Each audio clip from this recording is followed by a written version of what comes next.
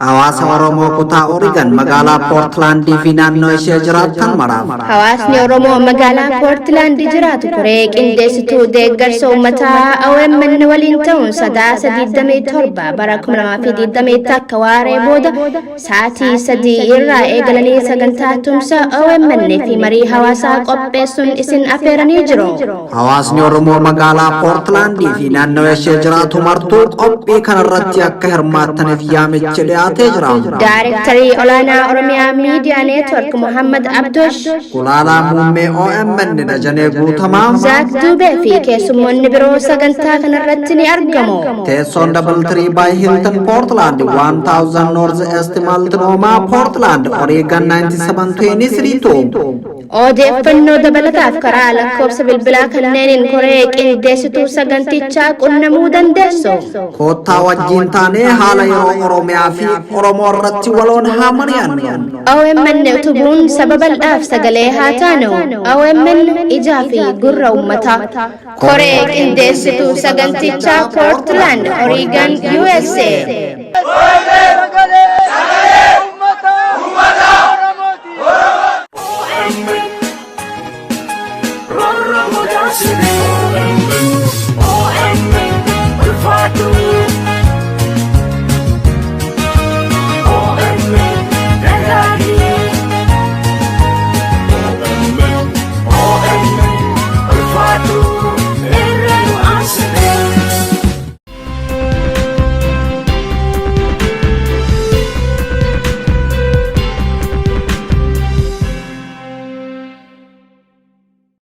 Ashamar ka fuudhee kabajamtoota daawwattoota Oromiyaa Miidiyaa Neetwork Oduu Ijoo guyyaa kanaa isinitti himamu.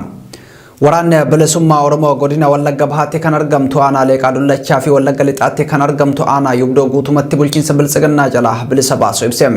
Dubbii himaan idil addunyaa waraana bilisummaa Oromoo Odaa Tarbiim gama toora Tiwiitara isaaniitiin akka ibsanitti aanaalee lamaan guutumatti to'annaa waraana bilisummaa jalaa galaniiti jiru.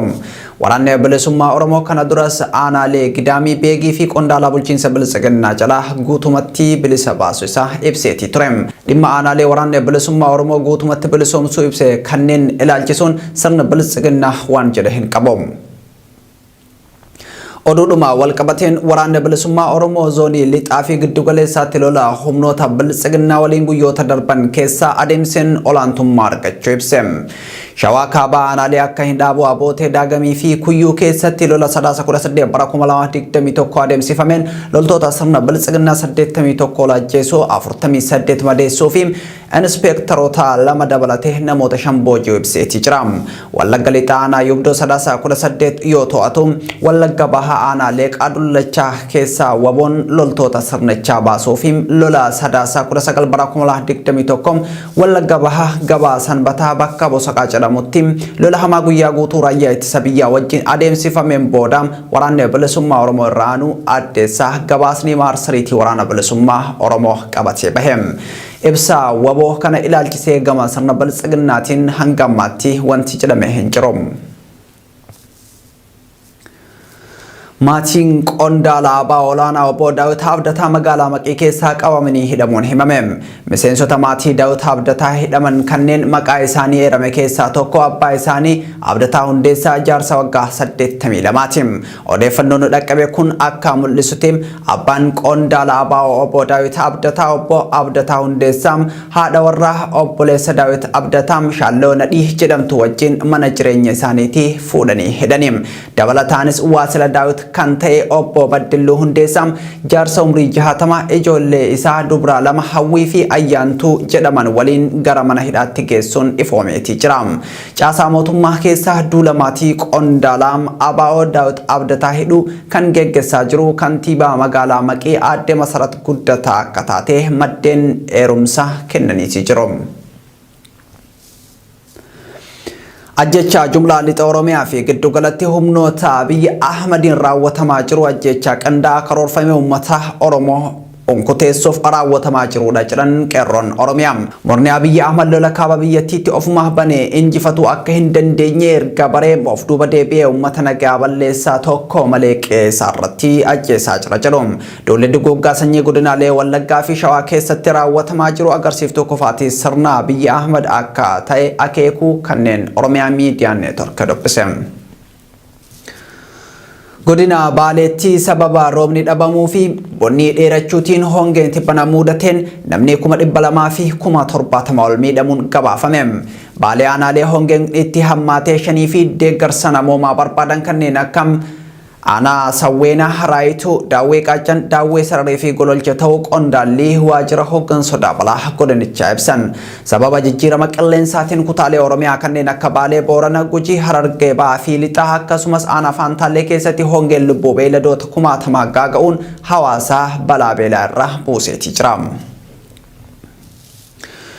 Godina Shawaa Lixaa aanaa Midaaqanyitti humnoonni tika biltsiginnaa namoota nagaa mana hidhaarraa baasanii ajjeesuun himame. Barattoonni 3 aanaa Midaaqanyi mana barumsaa Cuqqaallaa Wangeem jedhamu irraa waraana bilisummaa Oromoo wajjin hidhata qabdu jechuun hidhamanii turani. Barattoonni 3 hidhaman kunneen Garramaa Innaahu, Gammachuu Dabalaa fi Lammeessaa Manuu kanneen jedhaman ta'uu maqaa eeruu jiraattonni. Barataa Lammeessaa Manuu gaafa Sadaasa 18 bara 2021 halkan mana hidhaa keessaa baasuun ajjeesanii gatuu OMN odeeffateetii jira. Barataan kun bakka dhaloota isaa godina Horroo Guduruu aanaa Jimmaa Haraareetti gaafa Sadaasa 19 bara 2021 sirni awwaalcha isaa raawwateetii jira. Oduu gama Saudi Arabiyaa irraa arganneen dhalattoonni Oromoo dabalatee lammiileen Itoophiyaa mana hidhaa Saudi Arabiyaa keessatti hidhamanii dararamaa jiran dararaa itti hammaataa deemuu malee fala homaatu argachuu hin dandeenye jedhan. Mana hidhaa Xariiqal Kharjii kutaa tokko keessatti namoota 200 hidhamanii kan jiran lammiileen kunniin kutaa itti hidhamanii jiran keessatti nyaataaf dhugaatii dhabuu akkasumas waan dirratti uffatanii fi kan afatan dhabuun haala hammaataa keessa jiraachuu himatu. Lammiileen kunniin yeroo garaagaraatti dararaa hamtuu keessa turuu isaa Oromiyaa miidiyaa neetwork jala bu'ee gabaasaa turuun isaa ni yaadatama. Oduun ijoo ammaaf qabanne kana fakkaata. Qophiileen OMN itti fufu.